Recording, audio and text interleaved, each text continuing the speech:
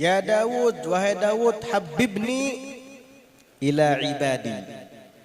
Habibni, jadikanlah aku dicintai, ila ibadi, kepada hamba-hambaku. Daud, buat hamba-hambaku ini cinta kepadaku. Bagaimana caranya? Jadi aku ini menjadi dicintai oleh mereka. Nah, ini perintah untuk dakwah. Hakikat dakwah itu tahu nggak? Mengajak hamba-hamba Allah kepada Allah, itu dakwah. Taqribul ibad ila rabbil ibad, mendekatkan hamba-hamba Allah kepada Tuhan-Tuhan mereka. Itu arti dakwah. Mengajak orang kepada Allah, itu arti dakwah. Bukan mengajak orang kepada dirinya, ini salah. Bukan dakwah itu. Itu namanya mengajak orang kepada nafsu kamu. Di sini banyak kekeliruan yang terjadi.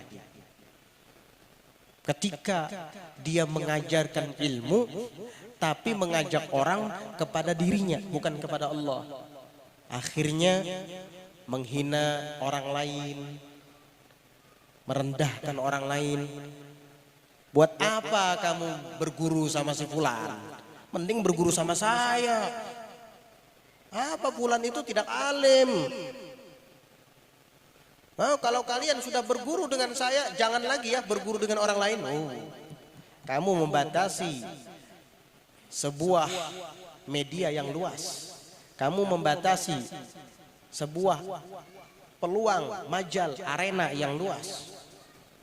Orang kita menuntut ilmu kepada siapa saja asal jelas sanad asal usulnya.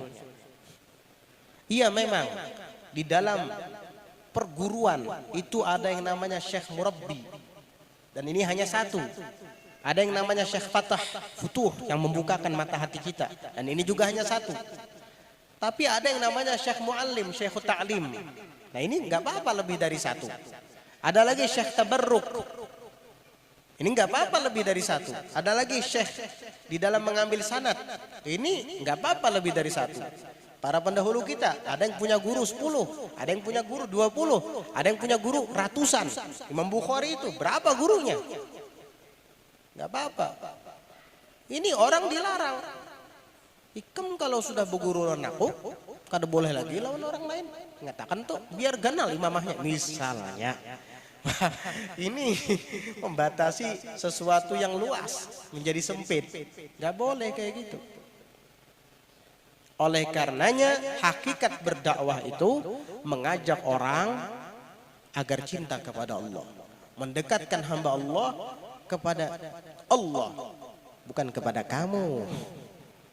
Akhirnya apa? Amun banyak pengikutnya senang, semangat dia mengajar. Oh, majelis saya jamaahnya sekarang berjumlah 100. Oh, sekarang berjumlah 500. Oh, sekarang 1000.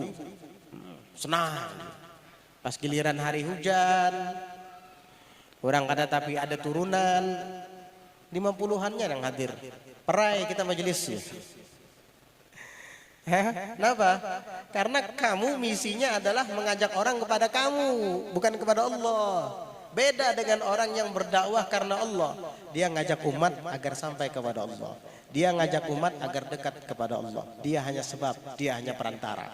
Inilah perintah Allah kepada Nabi Daud. Ya Daud, wahai Daud, habibni ila ibadi. Jadikan aku dicintai kepada hamba-hambaku. Buat mereka cinta kepadaku. Ajarkan mereka tentang tata cara berzikir kepadaku. Ajarkan mereka tentang tata cara merindukan aku. Ajarkan mereka tentang bagaimana supaya mereka merasa bahwa aku selalu mengawasi mereka. Aku selalu melihat mereka, mendengarkan mereka. Ajarkan, kasih tahu kepada hamba-hambaku biar mereka selalu ingat dan cinta kepadaku. Allah tuh pengen dicintai, subhanallah. Kapan lagi kita mencintai zatnya? Allah pengen dicintai loh. Sampai pesan kepada Nabi Daud, tuh buat hamba-hambaku itu agar dia jatuh cinta kepadaku. Subhanallah. Qala, Nabi Daud ini kan bingung. Ya Rabbi, wahai Tuhanku, wa kaifa uhabbibuka ila ibadik, dan bagaimana aku bisa menjadikan engkau dicintai kepada hamba-hambamu. Bagaimana saya bisa menjadikanmu agar dicintai oleh hamba-hambamu? Boleh dibaca ya Rabbu, itu namanya nakirah maksudah. Boleh dibaca ya Rabbi, nakirah mudhaf. Apa munada mudhaf, maaf, munada mudhaf. Mudhaf ilaihnya dibuang. Apa? Ya ul mutakallim, dhamir. Boleh dibaca ya Rabbu, wahai Tuhan. Boleh dibaca ya Rabbi, wahai Tuhanku. Wa kaifa uhabbibuka ila ibadik, dan bagaimana mungkin saya bisa menjadikan engkau dicintai kepada hamba-hambamu? Qala, Allah Ta'ala ajarkan, Allah Ta'ala firmankan kepada Nabi Daud, dzakirhum alai, ingatkan mereka akan nikmat-nikmatku. Ingatkan mereka. Kalau mereka ingat dengan nikmat-nikmatku, mereka akan cinta kepadaku. Sebenarnya kita ini bisa mencintai Allah kalau selalu mengingat nikmat-nikmat yang diberikan kepada kita. Di saat kita lupa dengan nikmat yang datangnya dari Allah, di saat itulah rasa cinta kepada Allah Ta'ala hilang dari hati kita. Manusia itu kan diciptakan secara tabiat senang kepada orang yang berbuat baik terhadapnya. Sudah dibahas kemarin. Orang berbuat baik kepada kita, ngasih kita uang, ngasih kita makanan, pasti kita senang sama orang itu. Masya Allah, Haji Anu tuh baik benar Ikam. Aku kalau beelang ke rumahnya pasti diberinya makan. Kalau tetamu di mana aja pasti menagur. Bukan menagur lagi, embari duit aja pulang. Bagus benar sih Dinten.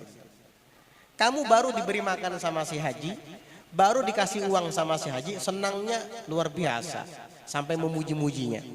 Nah, kamu bukan hanya diberi uang, diberi makan, diberi kehidupan oleh Allah Subhanahu wa Ta'ala. Kenapa kamu tidak pernah senang dengan Allah? Kenapa kamu tidak pernah memuji Allah barang hanya mengucapkan alhamdulillah? Giliran si Haji memberi, Masya Allah, dipuji. Pas ada kata diberi sidin, sarikam, menyambat diam. Naudzubillah, itulah manusia. Padahal Allah Ta'ala itu jauh. Siapa di antara kita yang punya teman yang selalu memberikannya uang ini segala macam? Itu tahu nggak? Dibandingkan dengan kebaikan Allah kepada kita, jauh Allah lebih baik kepada kita daripada dia. Dia orang baik, suka ngasih ini dan itu. Tapi Allah jauh lebih besar pemberiannya kepada kita daripada dia. Tapi kok kita lebih memuji dia, lebih mencintai dia, menyayangi dia.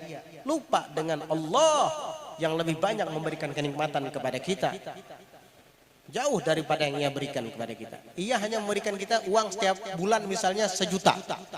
Sebulan sekali aku diberi sini 1 juta. Senang kan kamu sama dia? Allah Ta'ala bukan hanya memberimu 1 juta. Allah memberimu kehidupan. Bukan hanya sebulan sekali. Kamu hidup sebulan sekali. Bulan kena mati, bulan kena hidup pulang gitu. Hari-hari kamu diberi kehidupan sama Allah. Hari-hari kamu bisa menghirup udara dan mengeluarkannya kembali. Lalu menghirupnya kembali. Bernafas. Itu nikmat yang luar biasa. Tapi kamu gak pernah sadar. Kamu hari-hari bisa melihat dengan normal. Hari-hari bisa berbicara. Hari-hari bisa mencicipi rasa manis, rasa asam, rasa tawar dan lain-lainnya. Itu nikmat dari Allah. Mestinya Allah yang lebih kamu sukai. Mestinya Allah yang lebih kamu puji. Karena nikmatnya jauh lebih besar daripada orang yang berbuat baik kepada kita tadi. Ya, orang itu baik, berhak untuk dipuji. Tapi Allah jauh lebih baik dan lebih berhak untuk dipuji. Dzakirhum alai, ingatkan mereka wahai Daud akan nikmat-nikmatku. Orang yang tidak ingat dengan Allah, dengan nikmat Allah, dia tidak akan cinta kepada Allah. Makanya di dalam surah Ar-Rahman itu dijelaskan, fabi ayyi ala'i rabbikuma tukadziban. Nikmat Tuhan kalian yang mana yang kalian dustakan?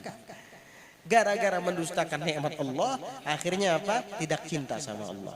Gara-gara tidak cinta sama Allah, akhirnya dosa-dosa dilakukan dengan mudahnya, larangan-larangan Allah Ta'ala digawi, perintah-perintah Allah Ta'ala ditinggalkan. Na'udzubillah min dzalik. Ini karena dia lupa nikmat itu dari Allah. Wa ma bikum min ni'matin fa minallah.